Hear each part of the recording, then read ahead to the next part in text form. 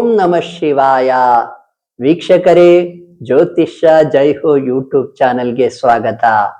ಇವತ್ತಿನ ವಿಷಯ ವೃಶ್ಚಿಕ ರಾಶಿ. ಅದರಲ್ಲೂ ಕೂಡ ವೃಶ್ಚಿಕ ಲಗ್ನದವರು ಮುಂದಿನ ವಿಷಯಗಳನ್ನು ಪಾಲಿಸಿದರೆ ತುಂಬಾ ಅನುಕೂಲವಾಗುತ್ತದೆ. ಮತ್ತೆ ಹೇಳ್ತೀನಿ, ವೃಶ್ಚಿಕ ರಾಶಿಗಿಂತ ವೃಶ್ಚಿಕ ಲಗ್ನದವರು ಪಾಲಿಸಿದರೆ ತುಂಬಾ ಅನುಕೂಲವಾಗುತ್ತದೆ ಆರ್ಥಿಕ ಸ್ಥಿತಿಯಿಂದ. ನೋಡಿ, ಇದಕ್ಕಿಂತ ಮುಂಚೆ ವೃಶ್ಚಿಕ ಲಗ್ನದವರ ಬಗ್ಗೆ ಒಂದು ವಿಶೇಷ ವಿಷಯ ತಿಳಿಸ್ತೇನೆ. ಯಾರು ವೃಶ್ಚಿಕ ಲಗ್ನದಲ್ಲಿ ಹುಟ್ಟಿದ್ದೀರೋ, ರಾಶಿ ಯಾವುದೇ ಆಗಿರಲಿ, ಆದರೆ ವೃಶ್ಚಿಕ ಲಗ್ನದಲ್ಲಿ ನೀವು ಹುಟ್ಟಿದ್ದರೆ ತುಂಬಾ ಮಹತ್ವಾಕಾಂಕ್ಷಿಯಾಗಿರುತ್ತೀರಾ. ನಿಮ್ಮ ಬದುಕಿನ ಗುರಿಯನ್ನ ತುಂಬಾ ದೊಡ್ಡ, ಅಂದ್ರೆ ಅತೀ ದೊಡ್ಡ ಮಟ್ಟಕ್ಕೆ ನೀವು ಇಟ್ಕೊಂಡಿರ್ತೀರಾ ಗುರಿಯನ್ನ. ಅಷ್ಟೇ ಅಲ್ಲ, ಅದನ್ನು ಸಾಧಿಸೋ ಹಠ ಛಲ ಕೂಡ ನಿಮಗಿರುತ್ತೆ. ನೀವು ಗುರಿಯನ್ನ ಒಂದಲ್ಲ ಒಂದಿನ ಮುಟ್ಟೇತಿರ್ತೀರಾ. ಮಹತ್ವಾಕಾಂಕ್ಷಿ ಅಂದ್ರೆ ಅತ್ಯಂತ ಮಹತ್ವಾಕಾಂಕ್ಷಿ ಗುರಿ ನಿಮ್ದಾಗಿರುತ್ತೆ. ಒಂದು ದಿನ ಅದನ್ನು ಮುಟ್ಟೇತಿರ್ತೀರಾ. ಅಷ್ಟು ಛಲ ಹಠ ನಿಮಗಿರುತ್ತದೆ. ಈ ಒಂದು ಪಾಯಿಂಟ್ ಅನ್ನ ನೀವು ಯಾವತ್ತೂ ನೆನ್ಪಿಟ್ಕೊಳ್ಳಿ. ಉದಾಹರಣೆ ಯಾರಪ್ಪ ಅಂದ್ರೆ ಶ್ರೀ ನರೇಂದ್ರ ಮೋದಿಜಿ ಅವರು. ನೋಡಿ, ವೃಶ್ಚಿಕ ಲಗ್ನದಲ್ಲಿ ಹುಟ್ಟಿದ್ದಾರೆ, ವೃಶ್ಚಿಕ ರಾಶಿಯಲ್ಲಿಯೂ ಹುಟ್ಟಿದ್ದಾರೆ. ವೃಶ್ಚಿಕ ಲಗ್ನ ನೋಡಿ, ಭಾರತವನ್ನ ತುಂಬಾ ಅತಿ ದೊಡ್ಡ ಮಟ್ಟಕ್ಕೆ ತೆಗೆದುಕೊಂಡು ಹೋಗುವ ಒಂದು ಮಹತ್ವಾಕಾಂಕ್ಷೆಯನ್ನು ಅವರು ಹೊಂದಿದ್ದಾರೆ ಮತ್ತು ಸಕ್ಸಸ್ ಕೂಡ ಆಗ್ತಾ ಇದ್ದಾರೆ ಅಲ್ವಾ. ಅದಕ್ಕೆ ವೃಶ್ಚಿಕ ಲಗ್ನ ನಾನು ಕಂಡಂತೆ ತುಂಬಾ ಪವರ್ಫುಲ್ ಲಗ್ನವಾಗಿದೆ. ಆಯ್ತು, ಇವತ್ತಿನ ವಿಷಯಕ್ಕೆ ಬರ್ತೇನೆ. ನೋಡಿ, ಏನು ಮಾಡಿದ್ರೂ ಸಾಧ್ಯ ಆಗ್ತಾ ಇಲ್ಲ, ಆರ್ಥಿಕ ಸ್ಥಿತಿ ಉತ್ತಮ ಆಗ್ತಾ ಇಲ್ಲ, ಅಭಿವೃದ್ಧಿಗೊಳ್ತಾ ಇಲ್ಲ ಅಂದ್ರೆ ದಯವಿಟ್ಟು ಮುಂದಿನ ವಿಷಯಗಳನ್ನ ಪಾಲಿಸಿ. ವೃಶ್ಚಿಕ ಲಗ್ನದಲ್ಲಿ ನೀವು ಹುಟ್ಟಿದ್ದರೆ ನೋಡಿ, ಎರಡನೇ ಮನೆ, ನಿಮ್ಮ ಎರಡನೇ ಮನೆ ಧನುರ್ರಾಶಿಯಾಗಿರುತ್ತದೆ. ನೋಡಿ, ಎರಡನೇ ಮನೆಯನ್ನ ಧನಸ್ಥಾನ ಅಂತ ಕರಿತೇವೆ, 11ನೇ ಮನೆಯನ್ನ ಲಾಭ ಸ್ಥಾನ ಅಂತ ಕರಿತೇವೆ, ಸರ್ವ ಲಾಭಗಳ ಸ್ಥಾನ. ಎರಡನೇ ಮನೆ ಅಧಿಪತಿ ಧನುರಾಶಿ ಅಧಿಪತಿ ಬಂದ್ಬಿಟ್ಟು ಗುರು ಆಗಿರ್ತಾನೆ, ಮತ್ತು 11ನೇ ಮನೆ ಅಧಿಪತಿ ಬುಧ ಆಗಿರ್ತಾನೆ, ಕನ್ಯಾ ರಾಶಿಯಾಗಿದ್ದು. ನೋಡಿ, ಎರಡನೇ ಮನೆ ಆರ್ಥಿಕ ಸ್ಥಿತಿಯನ್ನು ತಿಳಿಸೋ ಮನೆ ಎರಡನೇ ಮನೆ ಆಗಿರುತ್ತೆ, ಧನಸ್ಥಾನವಾಗಿರುತ್ತೆ ಶಾಸ್ತ್ರಗಳ ಪ್ರಕಾರ. ಗುರು ಅಂದ್ರೆ ನೋಡಿ, ರಾಯರ ಮಠಕ್ಕೆ ಗುರುವಾರ. ನೋಡಿ, ರಾಯರ ಮಠಕ್ಕೆ ಗುರುವಾರ, ಪ್ರತಿ ಗುರುವಾರ ರಾಯರ ಮಠ ಆಗ್ಲಿ, ಸಾಯಿಬಾಬಾನ ಮಠ ಆಗ್ಲಿ, ಗುರು ವೀರಭದ್ರೇಶ್ವರ ಸ್ವಾಮಿ, ನಂದೀಶ್ವರ ದೇವಸ್ಥಾನ, ದತ್ತಾತ್ರೇಯನ ದೇವಸ್ಥಾನ, ನೋಡಿ ಯಾವ ದೇವಸ್ಥಾನಕ್ಕಾದ್ರೂ ಹೋಗಿ ಗುರುವಾರದಂದು ಇದನ್ನ ರೂಢಿ ಮಾಡ್ಕೊಂಡ್ಬಿಡಿ. ಸಾಧ್ಯವಾದರೆ ಲಡ್ಡು ದಾನ ಮಾಡಿ, ಹಳದಿ ವಸ್ತ್ರವನ್ನ ದಾನ ಮಾಡಿ, ಮತ್ತು ವಿಶೇಷವಾಗಿ ಗುರು ನವಗ್ರಹ ಮಂತ್ರ ಬರ್ತದೆ, ಗುರುಗ್ರಹ ನವಗ್ರಹ ಮಂತ್ರ ಬರ್ತದೆ, ಆ ಮಂತ್ರವನ್ನ ಧ್ಯಾನಿಸಿ. ಅಥವಾ ಬೀಜಾಕ್ಷರ ಮಂತ್ರ ಬೇಕು ಅಂದ್ರೆ ಹೇಳ್ತೀನಿ, ಕೇಳ್ಕೊಳ್ಳಿ. ಓಂ ಗ್ಲಾಂ ಗ್ಲೀಂ ಗ್ಲೌಂ ಸಹ ಗುರವೇ ನಮಃ.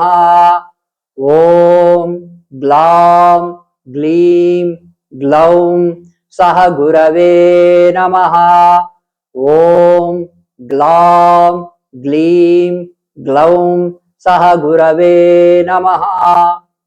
ಈ ಮಂತ್ರವನ್ನ ನಿರಂತರವಾಗಿ ಧ್ಯಾನ ಮಾಡಿದ್ರೆ ನಿಮ್ಮ ಎರಡನೇ ಮನೆ ಅಧಿಪತಿ ತುಂಬಾ ರೀಚಾರ್ಜ್ ಆಗ್ತಾನೆ, ಆಕ್ಟಿವೇಟೆಡ್ ಆಗಿರ್ತಾನೆ ನಿಮ್ಮ ಜಾತಕದಲ್ಲಿ.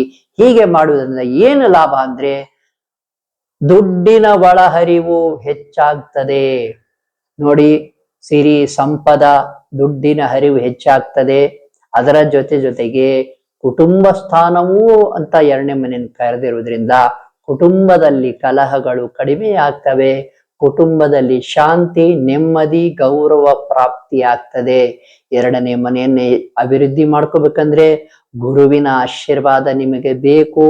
ನೋಡಿ, ಇಡೀ ಜಾತಕದಲ್ಲಿ ಗುರು ಚೆನ್ನಾಗಿದ್ರೆ, ಗುರುಬಲ ಚೆನ್ನಾಗಿದ್ಬಿಟ್ರೆ ಸಾಕು, ನಿಮಗೆ ಸಾಕಷ್ಟು ಯಶಸ್ಸು ದೊರೀತಾ ಇರ್ತದೆ.